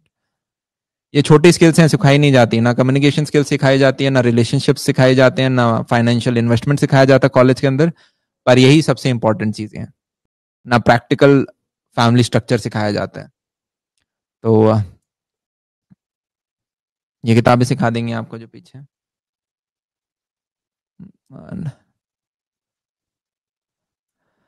भैया 5 hour seminar on real estate, 5 hour तो नहीं पर 1.5 घंटे का सेमिनार लिया था एक बार, ओपन सेशन हुआ था, आपको याद हो लास्ट मंथ, तो उसमें लगभग 1.5 घंटे का मैंने लिया था। 5 घंटे का क्या बताऊं कि बजरी सीमेंट कितने कितने परसेंटेज में मिलानी है, मतलब 1 घंटा का जो कंटेंट था उसमें मैंने मेजॉरिटी चीज कवर कर ली थी। बाकी आपको बुकें पढ़नी है तो काफी सारे रियल स्टेट के ऊपर किताबें आती हैं, जैसे ये this is a book on real estate. But एक चीज ध्यान रखना, these books are only applicable on in United States. इसमें जो टैक्स वाला पार्ट होता है कि टैक्स जो है वो डेट फ्री है, वो इंडिया में एप्लीकेबल नहीं है, ठीक है। यहाँ पे बराबर टैक्स देना पड़ता है, आपको कोई फायदा नहीं मिल रहा होता। या फिर ये वाली बुक है, आई गेस आपने इनके रिच डैड पुअर डैड पढ़ी होगी, इसके अंदर भी सेम चीज बताई जाती है रियल एस्टेट के बारे में, पर वो डेट वाली चीज इंडिया में एप्लीकेबल नहीं है, वो चीज ध्यान रखना। ठीक है, यहाँ पे टैक्सेस लग रहे होते हैं, इधर आपको टैक्स एग्जेम्पशन सिर्फ मिल रहा होता है कुछ 1.5 लाख आई गेस इंटरेस्ट के ऊपर और 2 लाख प्रिंसिपल अमाउंट के ऊपर। ठीक है, और मैक्स टू मैक्स आप 7 लाख रुपए का टैक्स बेनिफिट ले सकते हो, वो भी तब जब आप जॉइंट वेंचर पे किसी प्रॉपर्टी या को खरीदते हो कि 2 ओनर्स हैं तो दोनों ने 1.5-2 लाख का बेनिफिट ले लिया, इससे ज्यादा कोई बेनिफिट नहीं मिल रहा होता इंडिया में रियल एस्टेट में। डन? नहीं समझ में थोड़े थोड़े कुछ पार्ट कॉम्प्लिकेटेड हो गए होंगे, बट स्टिल सब नॉर्मल है। ठीक है, समाप्त करें आज का सेशन स्पीकर साहब। सर स्पीकर वाले का अर्पित का कनेक्शन वीक है, बच्चे को डाउट तो बस वही आ गया सेम ही आ गया अर्पित आ गया ऐसे। सो आई गेस बाकी कोई फ्रीक्वेंट क्वेश्चंस है अब और कोई है नहीं, सो रैप अप करते हैं। यार एक चीज ध्यान रखना, जितने भी यहाँ पे अब बच्चे बैठे हुए हैं, सबसे पहले अगर आप इस सेमिनार में आए हो वो भी इतने शॉर्ट नोटिस में, इसका मतलब ये है कि आप अपनी लाइफ में कुछ अच्छा करना चाहते हो, विच इज स्टेप नंबर 1। एक ऐसा बड़ा सपना ले लो जनाब, उसको आपको किताब में लिखना पड़ेगा। 25 चीजें जो आप जिंदगी में करना चाहते हो उनमें से ऊपर की 2 के पीछे हाथ धो के लग जाओ, वो आपको हॉलीवुड का हीरो बनना पड़ेगा, जो कि जनाब लैला के लिए पागल हो जाता है। ठीक है, जैसे व्हाट्सएप स्टेटस देखते रहते हो ना, कितने लोगों ने मेरा व्हाट्सएप स्टेटस सीन किया है, या नेहा कितनी बार ऑनलाइन हुआ है, इतनी बार आपके दिमाग में वो ड्रीम जब रेप्लिकेट होना स्टार्ट होगा तब आप उस पर्टिकुलर डायरेक्शन में जाओगे। आपके लेफ्ट राइट के जितने बंदे हैं आपको बोलेंगे कि भाई सब फ्लॉप है। एक तो यार जिन लोगों ने पैसे नहीं कमा रखे वो आपको बोलें कि पैसे कैसे कमाने हैं, उस चीज पे थोड़ा कम मानना है। ठीक है, मान लो कि आपको एक साइड का दोस्त बोल रहा है कि जनाब वो उधर स्कोप नहीं, अच्छा आप ट्राई करके आए थे जनाब, राइट। और पैसा बिल्कुल भी नेगेटिव नहीं होता, एक ऐसी चीज जो कि मेजोरिटी सोसाइटी के पास नहीं होती तो हम उसको नेगेटिव देख लेते हैं, जिसके पास पैसा है यार वो आदमी तो बड़ा गंदा होगा। नहीं, उस आदमी ने पैसे कमाए हैं, उसको कुछ चीजें पता थी इसलिए उसने कमाई हैं, वो जो कर रहा है वो सही है, इनफैक्ट सीखना चाहिए हमें उस चीज से, राइट। और इंडिया में आपके पास बहुत अपॉर्चुनिटीज हैं, आपको बाहर देखने की जरूरत नहीं है, उन लोगों में से होने का कोई फायदा नहीं है कि यार इंडिया में स्कोप नहीं है बाहर जाएंगे, सब बकवास है। जिसको पानी खोदना होता है वो वहीं कुआं खोद लेता है। ठीक है, पानी चाहिए होता है जैसे। इसी के साथ आज का सेमिनार समाप्त करते हैं, तब तक के लिए see ya have a good day. अपने लिए एक टारगेट बनाओ, आज चाहे तुम निक्कर में बैठे होगे जनाब, पर मैं 3 साल पहले निक्कर में बैठा था, मैं ऐसे ही बैठा होता था। मैं सेमिनार अटेंड किए मैंने अपने 2nd ईयर 3rd ईयर के अंदर भी। ठीक है, आप कर सकते हो। मैंने एक बंदे को देखा था 26 साल की उम्र में जो मिलने, मैंने सोचा था 22 की उम्र में क्यों नहीं बन सकते। वो सोच होती थी, वो रियलिटी बन गई। पर पहले आपको सोचना जरूरी है। मेरे को एक 40 साल के आईआईटी दिल्ली के एक टीचर ने कहा था, आईआईटी दिल्ली से पास आउट टीचर जो कि आईआईटी जेईई कैटेगरी में पढ़ाते थे 35-40 की उम्र में, कि अमन तुम 40 साल के होगे तब जाके ऐसा मिलेगा, उससे पहले तो सिर्फ स्ट्रगल मारोगे तुम, सब बकवास है। ठीक है, और जब एक आईआईटी का बंदा बोलता है इतना सीनियर, वो लगता 1 सेकंड के लगता भी है शायद सही बोल रहा हो, सब बकवास है। अगर इंडिविजुअल्स हैं इस पृथ्वी के ऊपर जिन्होंने यार 17-18 साल की उम्र में भी पैसे कमाए, आप कमा सकते हो। CarryMinati is one of the example. ठीक है, चाहे 12वीं पास ना हुई है, पर आज के दिन अपनी एज में हाईली सक्सेसफुल आदमी है वो। तो आपको थोड़ा सा अलग जाना पड़ेगा। हाँ, अब आप बोलो मेरे नंबर कम हो जाएंगे, थोड़े उस प्रोसेस में थोड़े रिस्क लेते हैं, पर फिर अपॉर्चुनिटी भी उतनी है। अब इट्स अप टू यू कि आप ओहो रैप, हाँ मैं यही तो, मुजरा रैप या मुजरा बताओ, 2 ऑप्शन है। तो इसी के साथ आज का वीडियो समाप्त करते हैं जनाब। तब तक के लिए see ya, have a good day, bye bye, take care and